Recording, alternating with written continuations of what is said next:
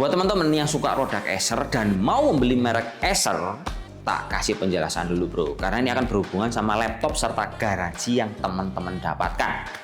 Ini saya bawa satu produk Acer, terus seperti yang teman-teman lihat di sini ada tulisan garansi gede, stiker tempelan bro ya, garansi ekstra 3 tahun, garansi spare part, service, plus Acer damage protection.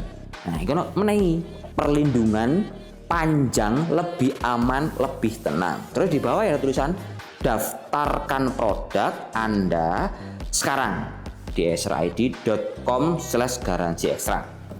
Pemahaman saya bro ya sebagai seorang bakul laptop dan reviewer, kalau kalian beli laptop ini dia sudah mendapatkan garansi 3 tahun, nggak pakai repot.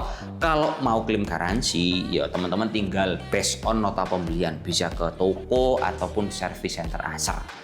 Paham saya awalnya gitu bro, tapi nyatanya setelah saya konsultasi sama tim, terus saya tanya sama pihak Acer dan MD, ternyata tetap ada miskomunikasi.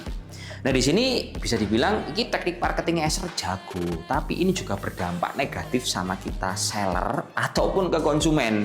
Maksudnya gimana? Maksudnya gini, kalau kalian tahu tulisan seperti ini, umumnya akan memahami bahwa laptop dibeli ini kayaknya udah 3 tahun tanpa repot. Nah sementara Acer, kalaupun di sini dikasih wajib daftar ke web ini, baru dapat garansi ekstra 3 tahun, mungkin itu akan dipermudah.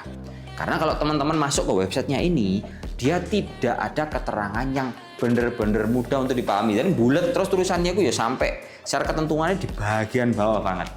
Jadi kalau kalian nggak daftar, garansi dari produk kalian nggak serta-merta langsung 3 tahun bro. Contoh, di bagian website Acer itu ada yang namanya pengkategorian produk dan garansi. Ada yang garansi standar, ada yang garansi ekstra. Nah, saya ambil contoh untuk laptop yang saya bahas ini bro. Dia adalah seri Acer Aspire. Kalau dilihat di data tabel itu, untuk garansi standarnya dia itu garansi spare partnya 1 tahun. Kemudian untuk garansi servisnya dia 2 tahun. Terus onsetnya 0. Nah, di sebelahnya dari garansi standar dia ada garansi ekstra. Di garansi ekstra itu tulisannya 3 tahun spare part, 3 tahun servis sama 0 buat garansi onset. Aku bingung bro di situ bro. Ini maksudnya gimana? Karena tidak ada informasi tertulis bahwa kalau daftar dapat 3 tahun ekstra. Lah ini semisal terjadi sama orang yang nggak paham, dia beli ke toko laptop atau beli online, ya dia pasti cuman based on dari nota pembelian. Terus jujuk, misalkan di tahun pertama ada kerusakan hardware, dia dibenerin. Yo, nggak akan luar biasa. Tapi tahun kedua, karena seri Aspire ini cuma dapat garansi standarnya 1 tahun, akhirnya dia di tahun kedua, kalau ada kerusakan keyboard, dia akan dikenakan cas untuk penggantian keyboard. Nah, dari situ pasti akan timbul masalah bro, entah di penjual maupun di pembeli. Nah, tapi kalau udah ada katakan wajib daftar biar dapat 3 tahun semuanya, mungkin itu akan memudahkan. Entah itu dari si penjual, kemudian pembeli, ataupun dari vendor Acer sendiri. Saya bisa bilang Acer ini bagus, tapi ya campaignnya jangan gitu. Kita penjual ya nanti disalahkan sama konsumen, terus trust produkmu juga akan berkurang. Percuma kamu campaign di Jakarta ada Aceran, ada event kamu sponsori, tapi produkmu sendiri info garasinya kurang jelas. Ya boh, kalau kalian mendapatkan info seperti ini, ya ini keresahan saya bro ya sebagai seorang edukasi reviewer ataupun penjual. Tapi overall sebenarnya kalau ngomongin produknya yang kita bahas ini, dia cakep, warnanya pink dan juga ada yang warna silver. Nah, untuk tipe laptop yang kita bahas, ini serinya adalah Acer Aspire Lite 14 yang punya desain cakep unyu-unyu dan dia punya 2 buah varian warna. Yang kita bahas warna pink, ada juga warna silver, tinggal disesuaikan sama selera. Nah, menurut saya laptop ini dia itu paling cocok buat teman-teman yang sekarang itu lagi menjalani kehidupan baru, entah di kampus, di sekolah, ataupun di kantor, hingga teman-teman ingin upgrade perangkat. Sebab kalau ukur pertama menurut saya laptop ini harganya tidak terlalu tinggi, indeks ekonomi bro ya, karena harganya itu start mulai 7 hingga 8 jutaan rupiah. Lalu kemampuannya ini juga bisa dibilang proper untuk dipakai hingga 4-5 tahun ke depan. Sebab dia ada berupanya pakai Ryzen 3 terbaru 5400U, RAM-nya 8GB bisa di-upgrade, penyimpanan 512 serta layarnya bening pakai IPS. Jadi otomatis laptop ini akan nyaman dipakai buat nugas, input sama ngolah data, termasuk teman-teman pakai buat presentasi. Terlebih lagi kalau kita detailkan mungkin laptop ini dia itu full bodinya kayak nyaman banget dipegang. Di bagian kiri kanan dia itu membulat, terus laptop ini pun memiliki colokan I/O port yang lengkap. Kemudian feel comfort yang saya rasakan, selain desainnya cakep, laptop ini juga memiliki keyboard yang nyaman dipakai, plus dia itu baterainya awet bro. Baterai laptop ini bisa berdaya angka 12 jam, 45 menit atau 54 menit. Itu based on dari data yang kita tes menggunakan PC Mark 10. Nah, jadi saya bisa bayangin bahwa kalau teman-teman pakai laptop ini akan nyaman tanpa harus sering-sering ngecas. Kemudian yang perlu saya notice lagi adalah laptop ini di bagian belakang bro ya. Nah, ini punya kompartemen yang bisa memudahkan teman-teman buat upgrade, dan memorinya yang dipakai di laptop ini dia pakai DDR4. Ini buat teman-teman yang hujat DDR4 seri lama, ayo maju semua bro. Karena menurutku DDR4 ini malah menjadi salah satu solusi buat teman-teman yang punya budget terbatas karena harganya masih relevan, under 1 juta masih bisa dibeli. Nggak perlu baru, misalkan ada second 500.000 sikatan bro, karena harga barunya masih mulai 900 hingga 1,2 juta rupiah. Nah, tinggal kalian upgrade di sini, kemudian akan otomatis laptop ini performanya meningkat secara signifikan.